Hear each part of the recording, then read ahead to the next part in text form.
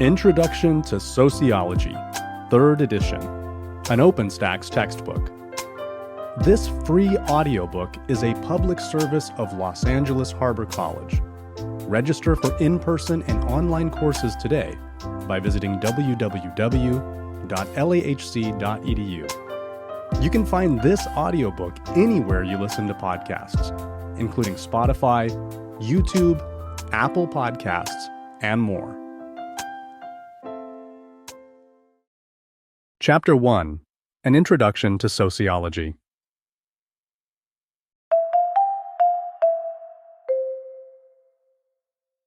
Introduction. A busy commuter train station might seem like a very individualized place.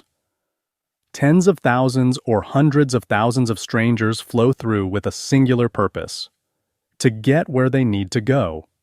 Whether walking through main doors at a pace of a dozen people each second, or arriving by train hundreds at a time, the station can feel a bit like a balloon being pumped too full.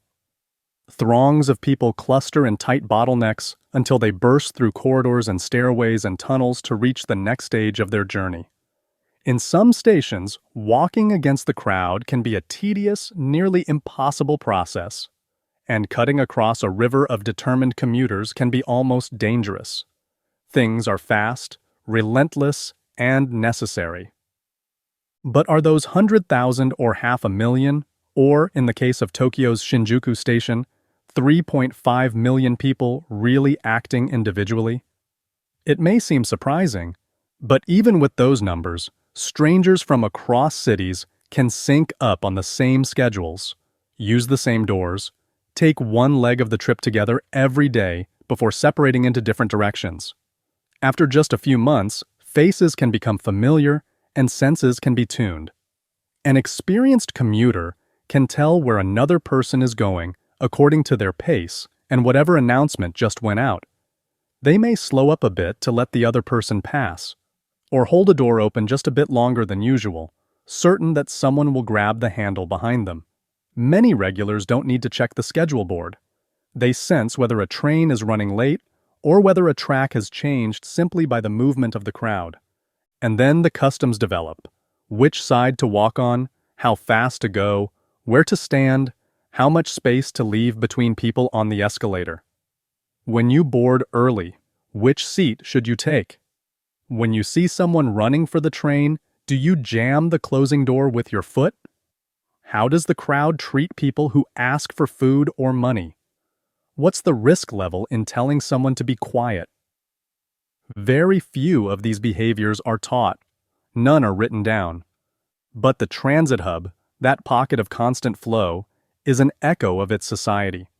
It takes on some aspects of the city and country around it, but its people also form an informal group of their own.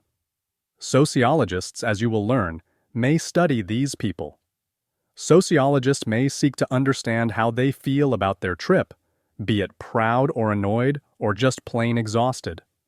Sociologists might study how length of commute relates to job satisfaction or family relationships.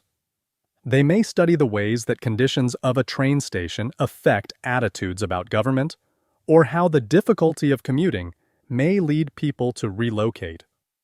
This understanding isn't just a collection of interesting facts.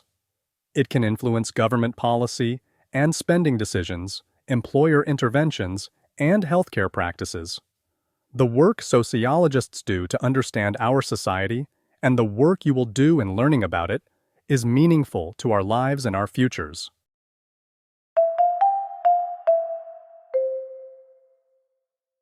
(1.1) What is sociology?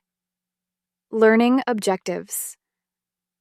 By the end of this section, you should be able to explain concepts central to sociology, describe how different sociological perspectives have developed. What are society and culture? Sociology is the scientific and systematic study of groups and group interactions, societies, and social interactions from small and personal groups to very large groups. A group of people who live in a defined geographic area, who interact with one another, and who share a common culture is what sociologists call a society. Sociologists study all aspects and levels of society. Sociologists working from the micro-level study small groups and individual interactions, while those using macro-level analysis look at trends among and between large groups and societies. For example, a micro-level study might look at the accepted rules of conversation in various groups, such as among teenagers or business professionals. In contrast, a macro-level analysis might research the ways that language use has changed over time, or in social media outlets. The term culture refers to the group's shared practices, values, and beliefs. Culture encompasses a group's way of life, from routine, everyday interactions, to the most important parts of group members' lives. It includes everything produced by a society, including all the social rules. Sociologists often study culture using the sociological imagination, which pioneer sociologist C. Wright Mills described as an awareness of the relationship between a person's behavior and experience and the wider culture that shaped the person's choices and perceptions. It's a way of seeing our own and other people's behavior in relationship to history and social structure. 1959. One illustration of this is a person's decision to marry. In the United States, this choice is heavily influenced by individual feelings. However, the social acceptability of marriage relative to the person's circumstances also plays a part. Remember, though, that culture is a product of the people in a society. Sociologists take care not to treat the concept of culture as though it were alive and real. The error of treating an abstract concept as though it has a real material existence is known as reification, Son 2013. Studying patterns, how sociologists view society. All sociologists are interested in the experiences of individuals and how those experiences are shaped by interactions with social groups and society. To a sociologist, the personal decisions an individual makes do not exist in a vacuum.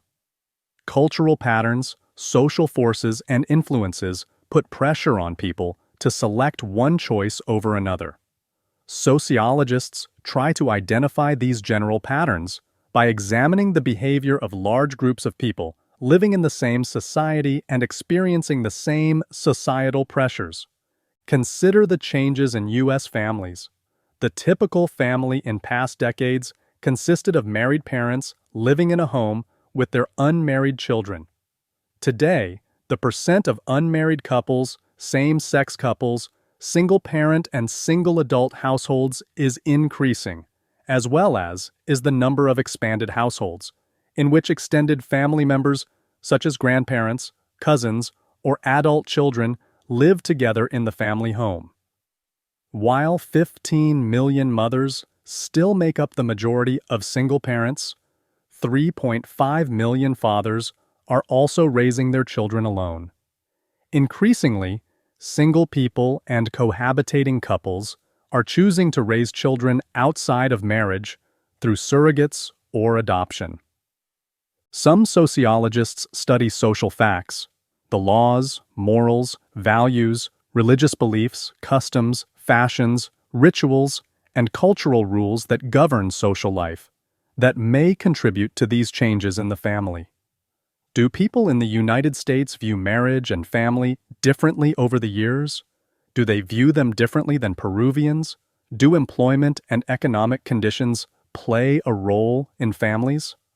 Other sociologists are studying the consequences of these new patterns, such as the ways children influence and are influenced by them and/or the changing needs for education, housing, and healthcare. Sociologists identify and study patterns related to all kinds of contemporary social issues. The stop and frisk policy, the emergence of new political factions, how Twitter influences everyday communication. These are all examples of topics that sociologists might explore. Studying part and whole. How sociologists view social structures. A key component of the sociological perspective is the idea that the individual and society are inseparable. It is impossible to study one without the other. German sociologist Norbert Elias called the process of simultaneously analyzing the behavior of individuals and the society that shapes that behavior figuration. Consider religion. While people experience religion in a distinctly individual manner, religion exists in a larger social context as a social institution. For instance, an individual's religious practice may be influenced by what government dictates, holidays, teachers, places of worship, rituals, and so on. These influences underscore the important relationship between individual practices of religion and social pressures that influence that religious experience. Elias, 1978. In simpler terms, figuration means that as one analyzes the social institutions in a society, the individuals using that institution in any fashion need to be figured into the analysis. Sociology in the real world. Individual-society connections. When sociologist Nathan Kearns spoke to his friend Ashley, a pseudonym, about the move she and her partner had made from an urban center to a small Midwestern town, he was curious about how the social pressures placed on a lesbian couple differed from one community to the other. Ashley said that in the city, they had been accustomed to getting looks and hearing comments when she and her partner walked hand in hand. Otherwise, she felt that they were at least being tolerated. There had been little to no outright discrimination. Things changed when they moved to the small town for her partner's job. For the first time, Ashley found herself experiencing direct discrimination because of her sexual orientation. Some of it was particularly hurtful. Landlords would not rent to them. Ashley, who is a highly trained professional, had a great deal of difficulty finding a new job. When Nathan asked Ashley if she and her partner became discouraged or bitter about this new situation, Ashley said that rather than letting it get to them, they decided to do something about it. Ashley approached groups at a local college and several churches in the area. Together, they decided to form the town's first gay-straight alliance. The alliance has worked successfully to educate their community about same-sex couples. It also worked to raise awareness about the kinds of discrimination that Ashley and her partner experienced in the town and how those could be eliminated. The alliance has become a strong advocacy group, and it is working to attain equal rights for lesbian, gay, bisexual, and transgender or LGBTQ individuals. Kearns observed that this is an excellent example of how negative social forces can result in a positive response from individuals to bring about social change. Kearns, 2011.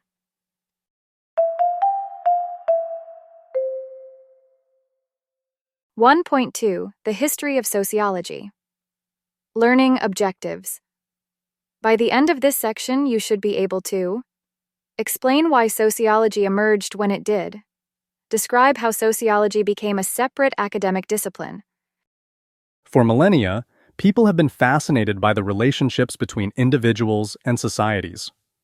Many topics studied by ancient philosophers and their desire to describe an ideal society are still studied in modern sociology, including theories of social conflict, economics, social cohesion, and power, in a continued attempt to describe an ideal society. Although we are more familiar with Western philosophers like Plato and his student, Aristotle, Eastern philosophers also thought about social issues. Until recently, we have very few texts that are non-religious in nature that theorize about social life. From 4th century through the 19th century, the Catholic Church was the seat of power from today's Turkey in the East to Western and Northern Europe, including the British Isles. Only monks who were charged with rewriting holy texts by hand and the aristocracy were literate. Moreover, the Church consolidated power. In the year 800, Pope Leo III named Charlemagne, the King of Francia, today's France, Belgium, Netherlands, and Germany, Emperor of the Holy Roman Empire, giving one individual control over most of Europe. Doing so gave the Catholic Church the power to maintain its own traditions, safeguard them from the influence of people practicing other religions. If any social patterns challenged any belief of the church, those practitioners were massacred, burned at the stake, or labeled heretics. As a result, the records that we have are extremely subjective and do not offer an unbiased view of social practice.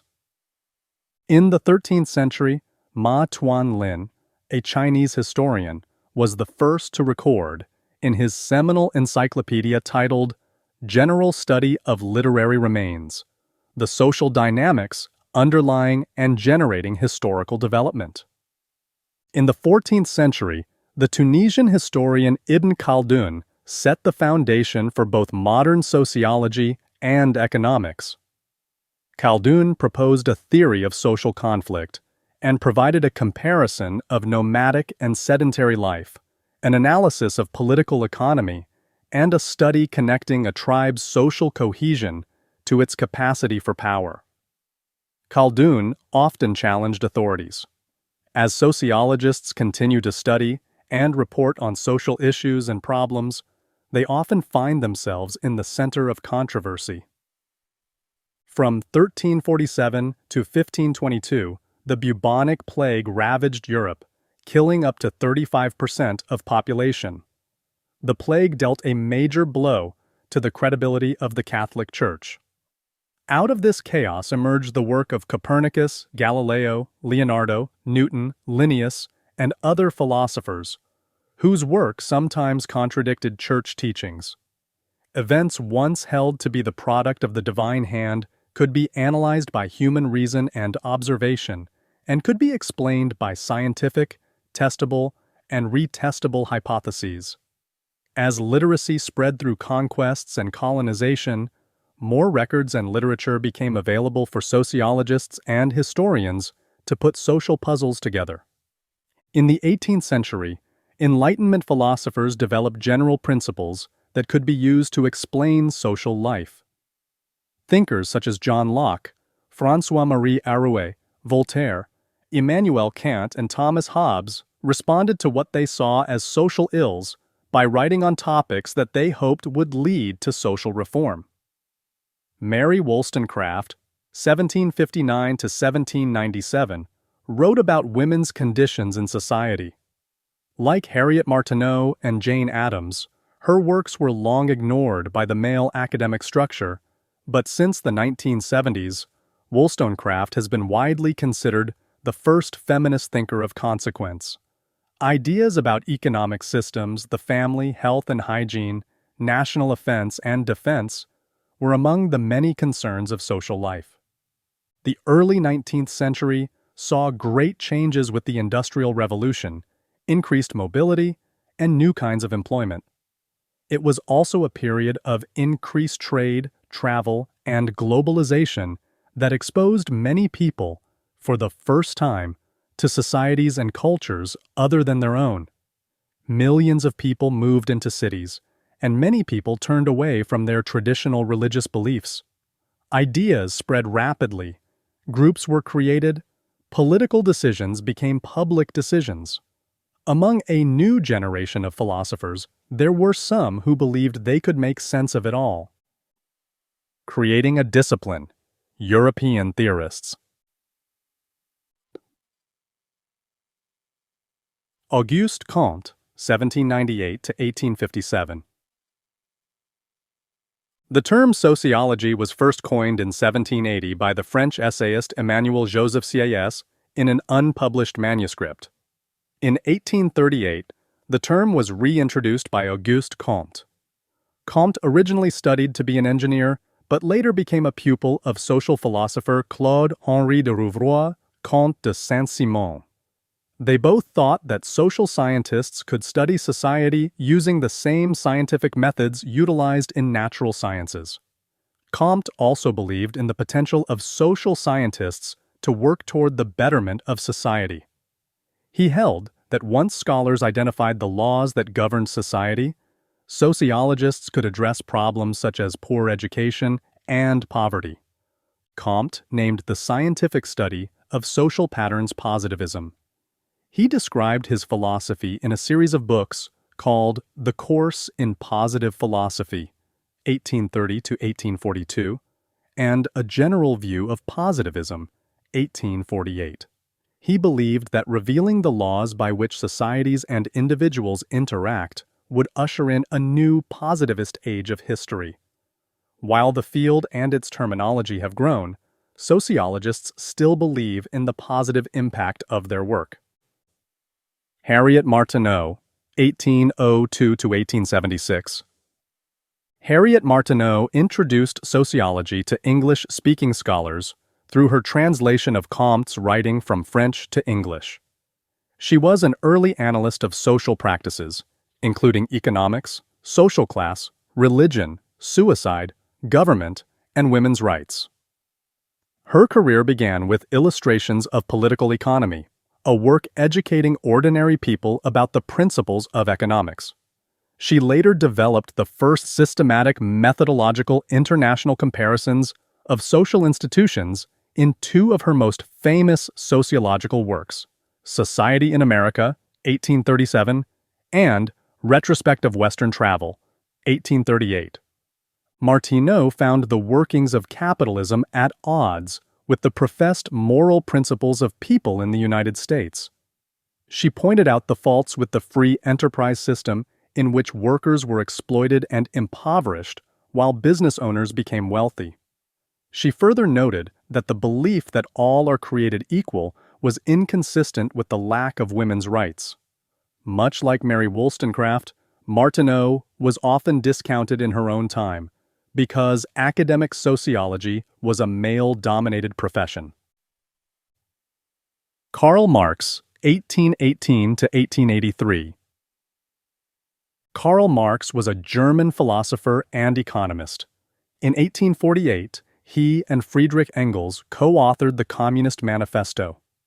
This book is one of the most influential political manuscripts in history. It also presents Marx's theory of society, which differed from what Kant proposed.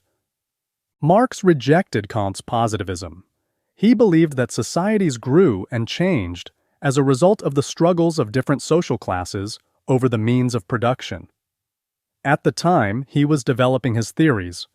The Industrial Revolution and the rise of capitalism led to great disparities in wealth between the owners of the factories and workers. Capitalism, an economic system characterized by private or corporate ownership of goods and the means to produce them, had developed in many nations. Marx predicted that inequalities of capitalism would become so extreme that workers would eventually revolt. This would lead to the collapse of capitalism, which would be replaced by communism. Communism is an economic system under which there is no private or corporate ownership. Everything is owned communally and distributed as needed. Marx believed that communism was a more equitable system than capitalism. While his economic predictions did not materialize in the time frame he predicted, Marx's idea that social conflict leads to change in society is still one of the major theories used in modern sociology. Herbert Spencer, 1820 to 1903. In 1873, the English philosopher Herbert Spencer published The Study of Sociology, the first book with the term sociology in the title. Spencer rejected much of Comte's philosophy, as well as Marx's theory of class struggle and his support of communism. Instead, he favored a form of government that allowed market forces to control capitalism. His work influenced many early sociologists, including Emile Durkheim. Spencer, using Charles Darwin's work as a comparison, said, "This survival of the fittest, which I have here sought to express in mechanical terms, is that which Meister Darwin has called natural selection, or the preservation of favored races in the struggle for life." The statement is often misinterpreted and adopted by those who believe in the superiority of one race over another. Georg Simmel, 1858 to 1918. Georg Simmel was a German art critic who wrote widely on social and political issues as well. Simmel took an anti-positivism stance and addressed topics such as social conflict, the function of money, individual identity in city life, and the European fear of outsiders. Much of his work focused on micro-level theories and analyzed the dynamics of two-person and three-person groups. His work also emphasized individual culture as the creative capacities of individuals. Emil Durkheim, 1858 to 1917. Emil Durkheim helped establish sociology as a formal academic discipline by establishing the first European Department of Sociology at the University of Bordeaux in 1895 and by publishing his Rules of the Sociological Method in 1895. In Division of Labor in Society, 1893, Durkheim further laid out his theory on how societies transformed from a primitive state into a capitalist, industrial society. According to Durkheim, people rise to their proper levels in society based on merit. Durkheim believed that sociologists could study objective social facts. He also believed that through such studies it would be possible to determine if a society was healthy or pathological. Healthy societies were stable, while pathological societies experienced a breakdown in social norms. In 1897, Durkheim attempted to demonstrate the effectiveness of his rules of social research when he published a work titled Suicide. Durkheim examined suicide statistics in different police districts to research differences between Catholic and Protestant communities. He attributed the differences to socio-religious forces rather than to individual or psychological causes. Max Weber, 1864 to 1920. Prominent sociologist Max Weber established a sociology department in Germany at the Ludwig Maximilians University of Munich in 1919. Weber wrote on many topics related to sociology, including political change in Russia and social forces that affect factory workers. He is known best for his 1904 book, The Protestant Ethic and the Spirit of Capitalism. The theory that Weber sets forth in this book is still controversial. Some believe that Weber argued that the beliefs of many Protestants, especially Calvinists, led to the rise of capitalism. Others interpret it as simply claiming that the ideologies of capitalism and Protestantism are complementary. Weber believed that it was difficult, if not impossible, to use standard scientific methods to accurately predict the behavior of groups as some sociologists hoped to do. Weber argued that the influence of culture on human behavior had to be taken into account. This even applied to the researchers themselves, who should be aware of how their own cultural biases could influence their research. To deal with this problem, Weber and Wilhelm Dilthey introduced the concept of Verstehen, a German word that means to understand in a deep way. In seeking Verstehen, outside observers of a social world, an entire culture, or a small setting, attempt to understand it from an insider's point of view. In The Nature of Social Action, Weber described sociology as striving to interpret the meaning of social action, and thereby give a causal explanation of the way in which action proceeds and the effects it produces.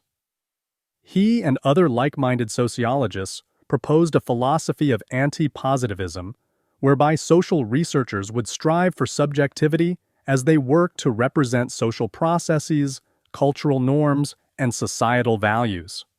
This approach led to some research methods whose aim was not to generalize or predict traditional in science, but to systematically gain an in-depth understanding of social worlds.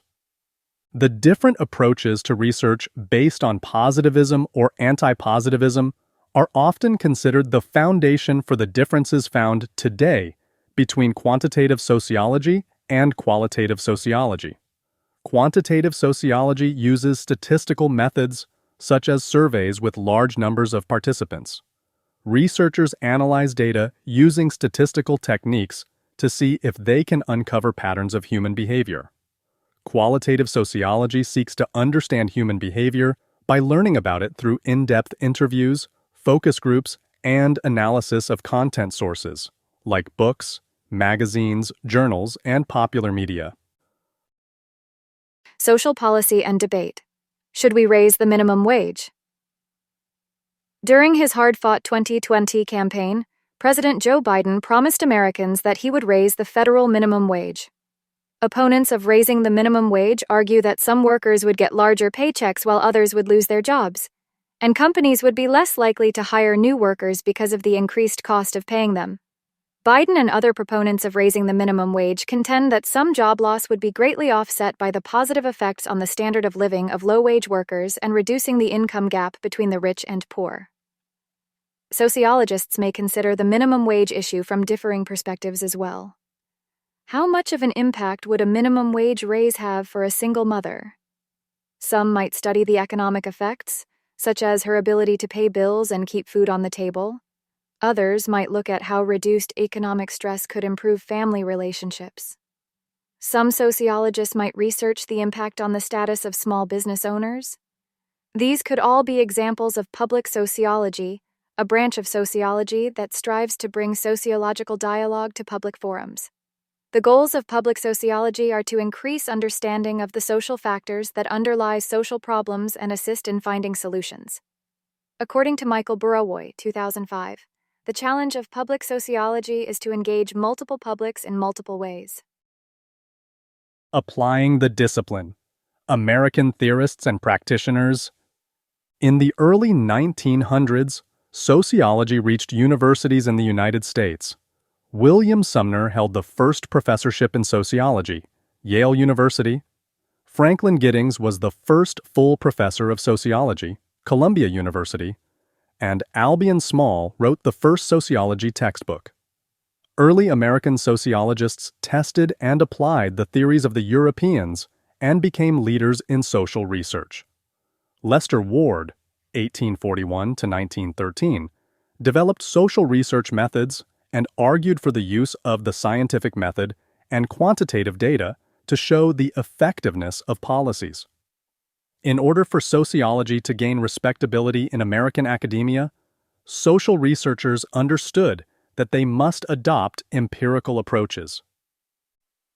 Webb Du Bois, 1868 to 1963. William Edward Burgert Webb. Du Bois, a Harvard-trained historian, pioneered the use of rigorous empirical methodology into sociology. His groundbreaking 1896 to 1897 study of the African American community in Philadelphia incorporated hundreds of interviews Du Bois conducted in order to document the familial and employment structures and assess the chief challenges of the community. These new, comprehensive research methods stood in stark contrast to the less scientific practices of the time, which Du Bois critiqued as being similar to doing research as if through the window of a moving car. His scientific approach became highly influential to entire schools of sociological study and is considered a forerunner to contemporary practices. Additionally, Du Bois' 1899 publication provided empirical evidence to challenge pseudoscientific ideas of biological racism, which had been used as justification to oppress people of different races. Du Bois also played a prominent role in the effort to increase rights for Black people. Concerned at the slow pace of progress and advice from some Black leaders to be more accommodating of racism, Du Bois became a leader in what would later be known as the Niagara Movement. In 1905, he and others drafted a declaration that called for immediate political, economic, and social equality for African Americans. A few years later, he helped found the National Association for the Advancement of Colored People, NAACP, and served as its director of publications. Thorstein Veblen, 1857 to 1929. After a brief stint as an unemployed college graduate, Thorstein Veblen began to study the economy through a social lens, writing about the leisure class, the business class, and other areas that touched on the idea of working itself. He researched the chronically unemployed, the currently unemployed, the working classes, and the impact of technology and business within society. Veblen is known as a co-founder of the branch, or school, of institutional economics. Jane Addams, 1860 to 1935. Jane Addams founded Hull House, a center that served needy immigrants through social and educational programs while providing extensive opportunities for sociological research. Founded in Chicago, Addams worked closely with University of Chicago's Chicago School of Sociology. This school of thought places much importance on environment in which relationships and behaviors develop. Research conducted at Hull House informed child labor, immigration, healthcare, and other areas of public policy. Charles Horton Cooley, 1864 to 1929. Charles Horton Cooley posited that individuals compare themselves to others in order to check themselves against social standards and remain part of the group, calling this idea the looking-glass self. Cooley argued that we see ourselves by the reactions of others with whom we interact. If someone reacts positively to our behavior, theoretically we will continue that behavior. He wrote substantially on what he saw as the order of life in human nature and the social order in 1902, followed by social organization in 1909. He was very concerned with the increasing individualism and competitiveness of U.S. society, fearing it would disrupt families as primary groups lost their importance. George Herbert Mead, 1863 to 1931. George Herbert Mead was a philosopher and sociologist whose work focused on the ways in which the mind and the self were developed as a result of social processes. He argued that how an individual comes to view himself or herself is based to a very large extent on interactions with others. Though Mead adopted Cooley's concept of looking glasses, Mead felt that an individual's reaction to a positive or negative reflection depended on who the other was. Individuals that had the greatest impact on a person's life were significant others, while generalized others were the organized and generalized attitude of a social group. Mead often shares the title of father of symbolic interactionism with Cooley and Irving Goffman. Robert E. Park, 1864 to 1944. Robert E. Park is best known as the founder of social ecology. Attached to the Chicago School, Park focused on how individuals lived within their environment.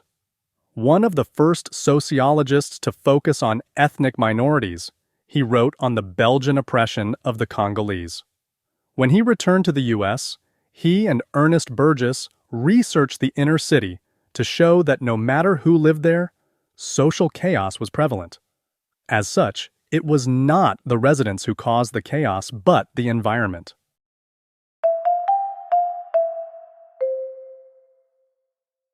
(1.3) Theoretical Perspectives in Sociology. Learning Objectives. By the end of this section, you should be able to describe the ways that sociological theories are used to explain social institutions, differentiate between functionalism, conflict theory, and symbolic interactionism. Sociologists study social events, interactions, and patterns, and they develop theories to explain why things work as they do. In sociology, a theory is a way to explain different aspects of social interactions and to create a testable proposition, called a hypothesis about society. For example, although suicide is generally considered an individual phenomenon, Emil Durkheim was interested in studying the social factors that affect it. He studied social solidarity, social ties within a group, and hypothesized that differences in suicide rates might be explained by religious differences. Durkheim gathered a large amount of data about Europeans and found that Protestants were more likely to commit suicide than Catholics. His work supports the utility of theory in sociological research. Theories vary in scope depending on the scale of the issues that they are meant to explain. Macro-level theories relate to large-scale issues and large groups of people, while micro-level theories look at very specific relationships between individuals or small groups. Grand theories attempt to explain large-scale relationships and answer fundamental questions such as why societies form and why they change. Sociological theory is constantly evolving and should never be considered complete. Classic sociological theories are still considered important and current, but new sociological theories build upon the work of their predecessors and add to them. In sociology, a few theories provide broad perspectives that help explain many different aspects of social life, and these are called paradigms.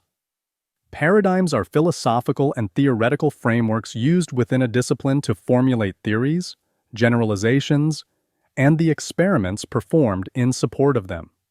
3 paradigms have come to dominate sociological thinking because they provide useful explanations: structural functionalism, conflict theory, and symbolic interactionism.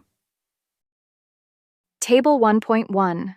Sociological theories or perspectives.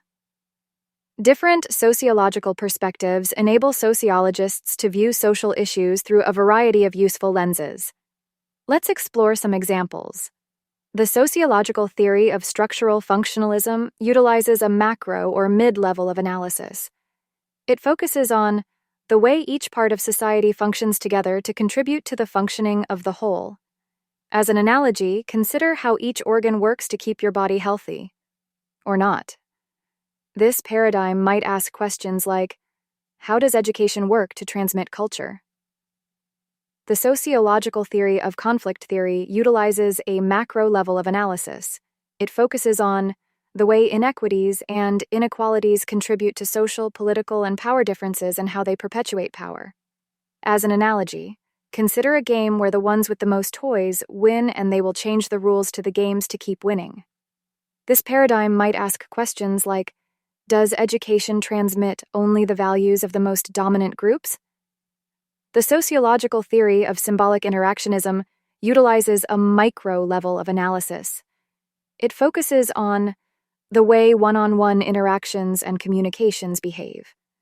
As an analogy, consider the question, what's it mean to be an X? This paradigm might ask questions like, how do students react to cultural messages in school? Functionalism, also called structural functional theory, sees society as a structure with interrelated parts designed to meet the biological and social needs of the individuals in that society. Functionalism grew out of the writings of English philosopher and biologist Herbert Spencer, who saw similarities between society and the human body. He argued that just as the various organs of the body work together to keep the body functioning, the various parts of society work together to keep society functioning. The parts of society that Spencer referred to were the social institutions, or patterns of beliefs and behaviors focused on meeting social needs, such as government, education, family, healthcare, religion, and the economy.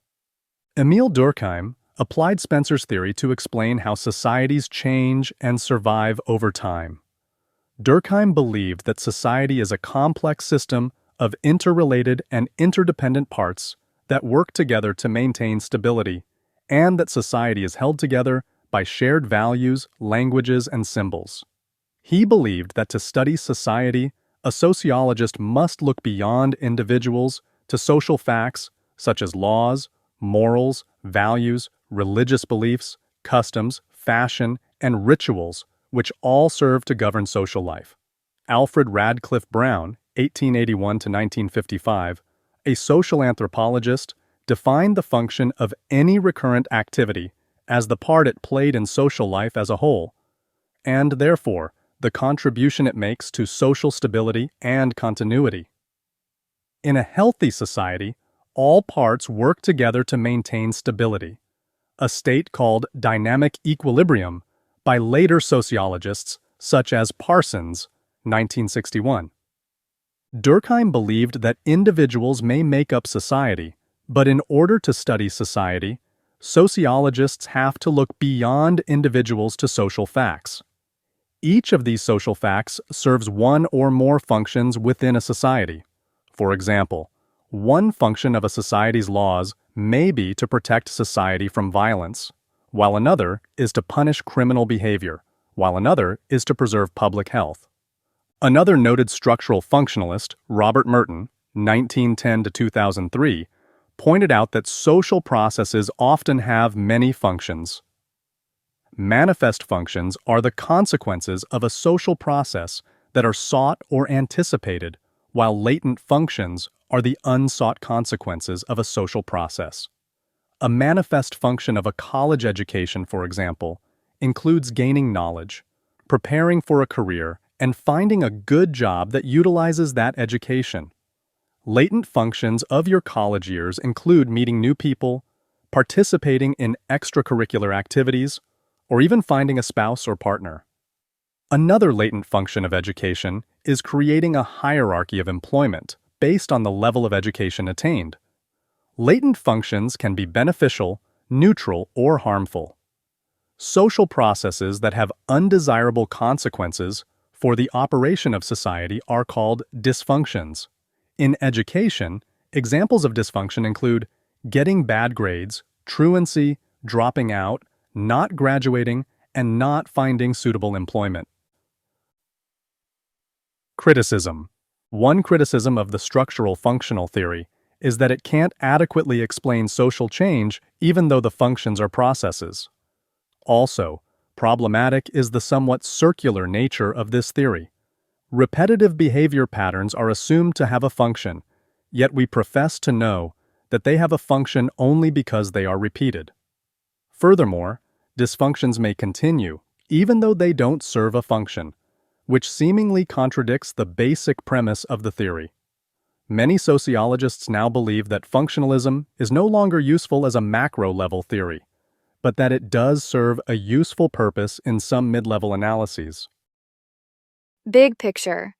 A global culture? Sociologists around the world look closely for signs of what would be an unprecedented event, the emergence of a global culture.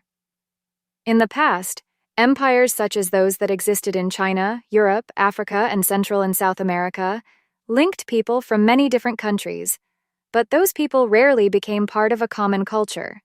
They lived too far from each other, spoke different languages, practiced different religions, and traded few goods. Today, increases in communication, travel, and trade have made the world a much smaller place. More and more people are able to communicate with each other instantly, wherever they are located, by telephone, video, and text.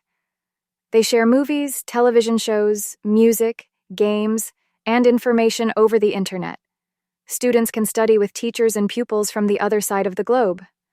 Governments find it harder to hide conditions inside their countries from the rest of the world. Sociologists research many different aspects of this potential global culture. Some explore the dynamics involved in the social interactions of global online communities, such as when members feel a closer kinship to other group members than to people residing in their own countries. Other sociologists study the impact this growing international culture has on smaller, less powerful local cultures. Yet other researchers explore how international markets and the outsourcing of labor impact social inequalities. Sociology can play a key role in people's abilities to understand the nature of this emerging global culture and how to respond to it. Conflict theory.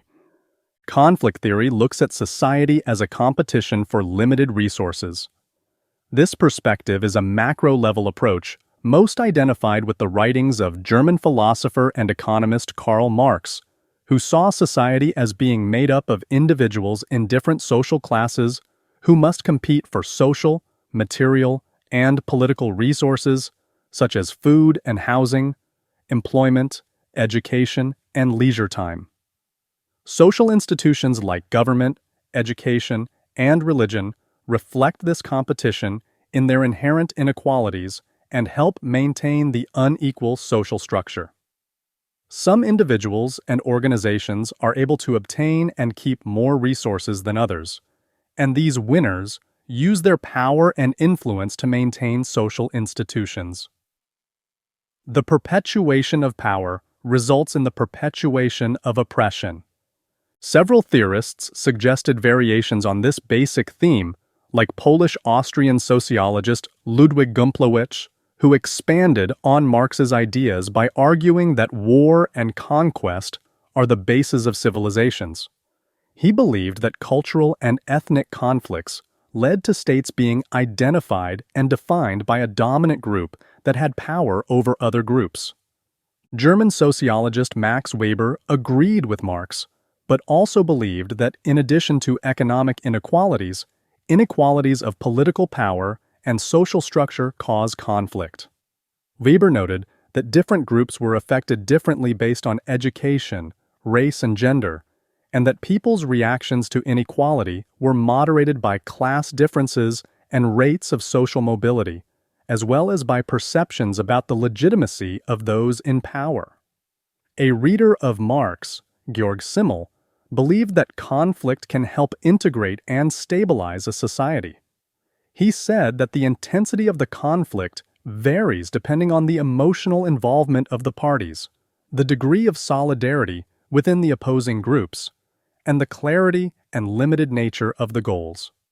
Simmel also showed that groups work to create internal solidarity, centralize power, and reduce dissent. The stronger the bond, the weaker the discord. Resolving conflicts can reduce tension and hostility and can pave the way for future agreements. In the 1930s and 1940s, German philosophers, known as the Frankfurt School, developed critical theory as an elaboration on Marxist principles. Critical theory is an expansion of conflict theory and is broader than just sociology, incorporating other social sciences and philosophy. A critical theory is a holistic theory and attempts to address structural issues causing inequality. It must explain what's wrong in current social reality, identify the people who can make changes, and provide practical goals for social transformation. More recently, inequality based on gender or race has been explained in a similar manner and has identified institutionalized power structures that help to maintain inequality between groups. Janet Saltzman Chaffetz, 1941 to 2006, presented a model of feminist theory that attempts to explain the forces that maintain gender inequality, as well as a theory of how such a system can be changed. Similarly, critical race theory grew out of a critical analysis of race and racism from a legal point of view. Critical race theory looks at structural inequality based on white privilege and associated wealth, power, and prestige. Criticism. Just as structural functionalism was criticized for focusing too much on the stability of societies, conflict theory has been criticized because it tends to focus on conflict to the exclusion of recognizing stability. Many social structures are extremely stable, or have gradually progressed over time rather than changing abruptly, as conflict theory would suggest. Sociology in the real world. Farming and locavores. How sociological perspectives might view food consumption. The consumption of food is a commonplace, daily occurrence. Yet, it can also be associated with important moments in our lives. Eating can be an individual or a group action, and eating habits and customs are influenced by our cultures. In the context of society, our nation's food system is at the core of numerous social movements, political issues, and economic debates. Any of these factors might become a topic of sociological study. A structural functional approach to the topic of food consumption might analyze the role of the agriculture industry within the nation's economy, and how this has changed from the early days of manual labor farming to modern mechanized production. Another might study the different functions of processes in food production, from farming and harvesting to flashy packaging and mass consumerism. A conflict theorist might be interested in the power differentials present in the regulation of food, by exploring where people's right to information intersects with corporations' drive for profit and how the government mediates those interests. Or a conflict theorist might examine the power and powerlessness experienced by local farmers versus large farming conglomerates, such as the documentary Food Inc., which depicts as resulting from Monsanto's patenting of seed technology. Another topic of study might be how nutrition varies between different social classes. A sociologist viewing food consumption through a symbolic interactionist lens would be more interested in micro-level topics, such as the symbolic use of food in religious rituals, or the role it plays in the social interaction of a family dinner. This perspective might also explore the interactions among group members who identify themselves based on their sharing a particular diet, such as vegetarians, people who don't eat meat, or locavores, people who strive to eat locally produced food. Symbolic interactionist theory. Symbolic interactionism is a micro-level theory that focuses on the relationships among individuals within a society.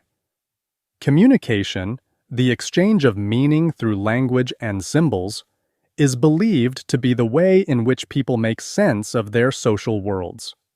Theorists Herman and Reynolds, 1994, note that this perspective sees people as being active in shaping the social world rather than simply being acted upon. George Herbert Mead is considered a founder of symbolic interactionism, though he never published his work on it. Mead's student, Herbert Bloomer, coined the term symbolic interactionism and outlined these basic premises.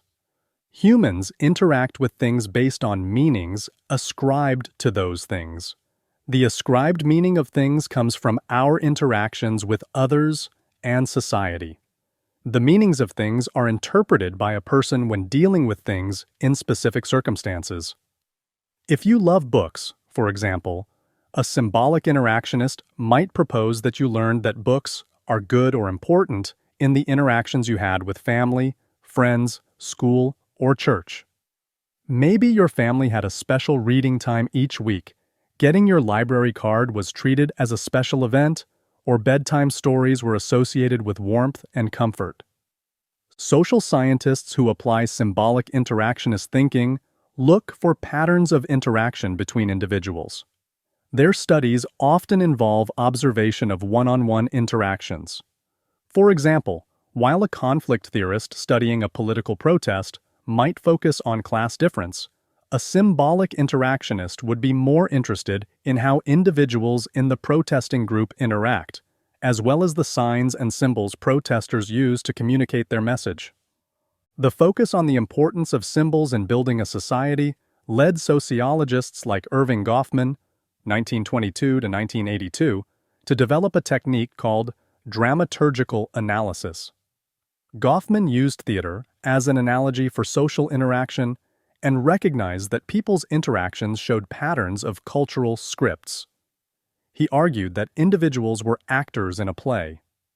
We switched roles, sometimes minute to minute. For example, from student or daughter to dog walker. Because it can be unclear what part a person may play in a given situation, he or she has to improvise his or her role as the situation unfolds. Studies that use the symbolic interactionist perspective are more likely to use qualitative research methods, such as in-depth interviews or participant observation, because they seek to understand the symbolic worlds in which research subjects live. Constructivism is an extension of symbolic interaction theory, which proposes that reality is what humans cognitively construct it to be. We develop social constructs based on interactions with others, and those constructs that last over time are those that have meanings which are widely agreed upon or generally accepted by most within the society. This approach is often used to examine what's defined as deviant within a society. There is no absolute definition of deviance, and different societies have constructed different meanings for deviance, as well as associating different behaviors with deviance. One situation that illustrates this is what you believe you're to do if you find a wallet in the street. In the United States, turning the wallet in to local authorities would be considered the appropriate action, and to keep the wallet would be seen as deviant. In contrast, many Eastern societies would consider it much more appropriate to keep the wallet and search for the owner yourself. Turning it over to someone else, even the authorities, would be considered deviant behavior. Criticism. Research done from this perspective is often scrutinized because of the difficulty of remaining objective. Others criticize the extremely narrow focus on symbolic interaction. Proponents, of course, consider this one of its greatest strengths. Sociological theory. Today, these three approaches still provide the main foundation of modern sociological theory, though they have evolved. Structural functionalism was a dominant force after World War II and until the 1960s and 1970s. At that time, sociologists began to feel that structural functionalism did not sufficiently explain the rapid social changes happening in the United States at that time. The women's movement and the civil rights movement forced academics to develop approaches to study these emerging social practices. Conflict theory then gained prominence, with its emphasis on institutionalized social inequality. Critical theory and the particular aspects of feminist theory and critical race theory focused on creating social change through the application of sociological principles. The field saw a renewed emphasis on helping ordinary people understand sociology principles in the form of public sociology. Gaining prominence in the wake of Mead's work in the 1920s and 1930s, symbolic interactionism declined in influence during the 1960s and 1970s, only to be revitalized at the turn of the 21st century. Postmodern social theory developed in the 1980s to look at society through an entirely new lens by rejecting previous macro-level attempts to explain social phenomena. Its growth in popularity coincides with the rise of constructivist views of symbolic interactionism.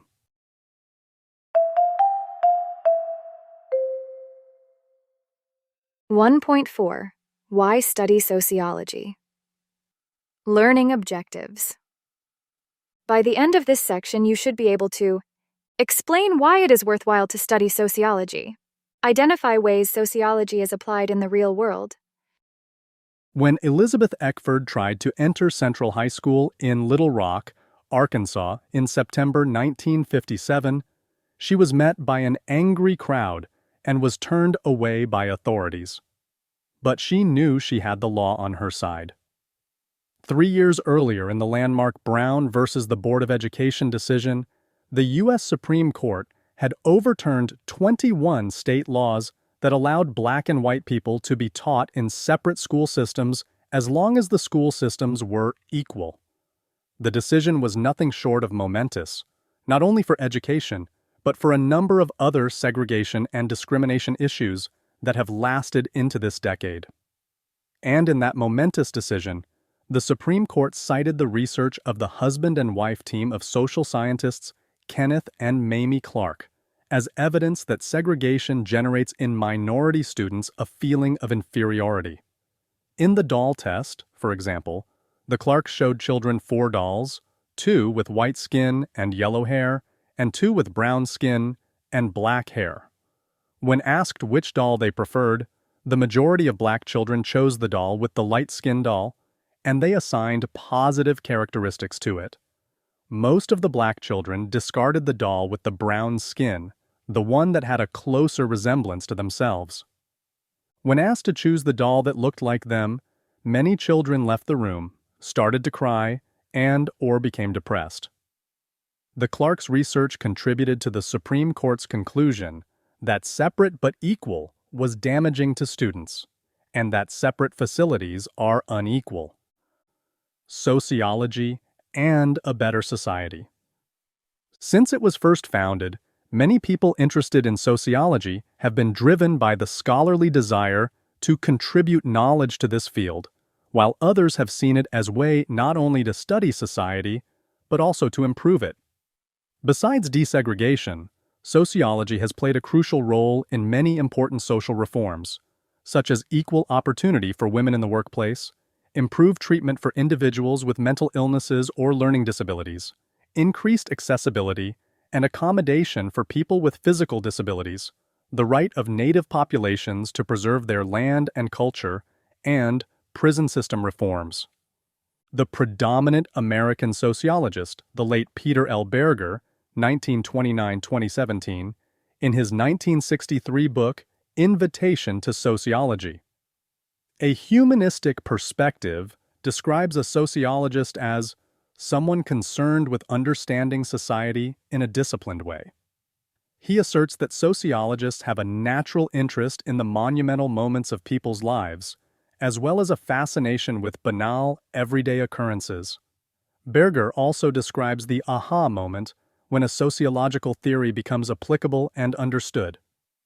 There is a deceptive simplicity and obviousness about some sociological investigations. One reads them, nods at the familiar scene, remarks that one has heard all this before and don't people have better things to do than to waste their time on truisms, until one is suddenly brought up against an insight that radically questions everything one had previously assumed about this familiar scene. This is the point at which one begins to sense the excitement of sociology. Berger, 1963. Sociology can be exciting because it teaches people ways to recognize how they fit into the world and how others perceive them. Looking at themselves and society from a sociological perspective helps people see where they connect to different groups based on the many different ways they classify themselves and how society classifies them in turn. It raises awareness of how those classifications, such as economic and status levels, education, ethnicity, or sexual orientation, affect perceptions. Sociology teaches people not to accept easy explanations. It teaches them a way to organize their thinking so that they can ask better questions and formulate better answers. It makes people more aware that there are many different kinds of people in the world who do not necessarily think the way they do. It increases their willingness and ability to try to see the world from other people's perspectives. This prepares them to live and work in an increasingly diverse and integrated world. Sociology in the workplace. Employers continue to seek people with what are called transferable skills. This means that they want to hire people whose knowledge and education can be applied in a variety of settings and whose skills will contribute to various tasks. Studying sociology can provide people with this wide knowledge and a skill set that can contribute to many workplaces, including an understanding of social systems and large bureaucracies, the ability to devise and carry out research projects to assess whether a program or policy is working, the ability to collect, read, and analyze statistical information from polls or surveys, the ability to recognize important differences in people's social, cultural, and economic backgrounds, skills in preparing reports and communicating complex ideas, and the capacity for critical thinking about social issues and problems that confront modern society. Sociology prepares people for a wide variety of careers.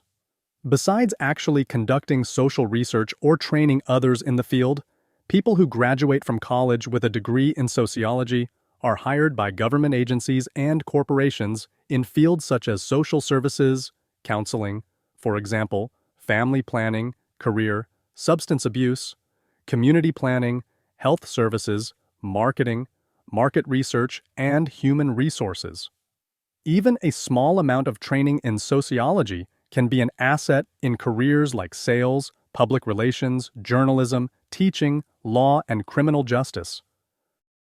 Sociology in the real world. Social networking consequences. You've probably heard a cautionary story that goes something like this. A high school student spent years working hard, engaging in their community, helping others, and generally growing into a positive and promising young adult. During senior year, they start the college application process, and after a couple of interviews and other interactions, things are looking bright at several of their top choices. But when the time arrives for those fateful notifications about acceptance or rejection, the student and their family are shocked to get rejected from all schools but one. Inquiries from family members and guidance counselors had no results. The only news came in the form of a letter 3 weeks later from the one school that had accepted the student. After an initial investigation, the university has determined that several posts attributed to you violate our policies and are offensive and troubling. The letter's remaining 2 pages detailed the ongoing investigation and outlined the potential outcomes. But that one statement said it all. The student had posted something offensive on social media, and their prospective colleges had found it.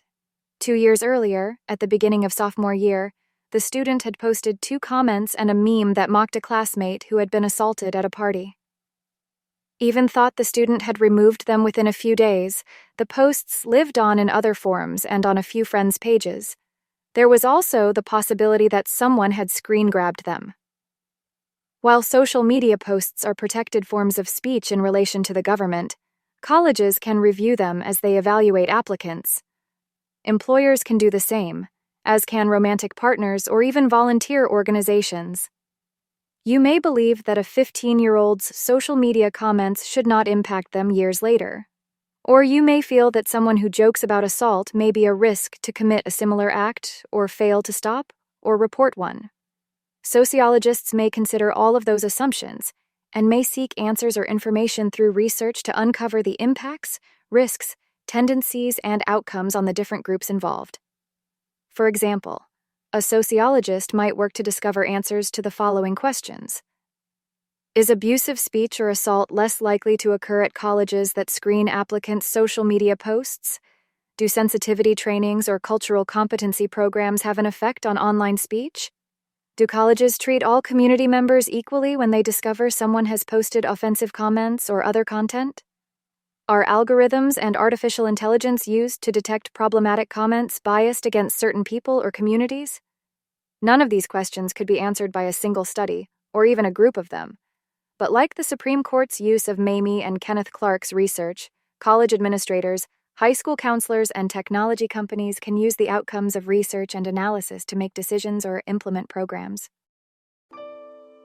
This has been Introduction to Sociology, 3rd edition, from OpenStax. OpenStax textbooks and this free audiobook are covered under a Creative Commons license. The full text is available at www.openstax.org. This project was made possible by the Los Angeles Harbor College Foundation. Los Angeles Harbor College is a public community college and your gateway to an affordable and outstanding college education. You can register for in-person and online courses today by visiting www.lahc.edu. Whether you are just starting your college journey, nearing graduation, or planning to transfer to a university, LAHC can help you achieve your educational goals.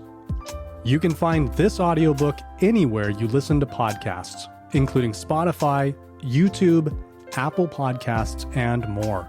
Instructors can also download a course shell to embed these recordings in Canvas courses. Learn more by visiting www.openaudio.us. Did you find this audiobook helpful? If so, let us know by leaving a comment and sharing this recording with a colleague or a friend.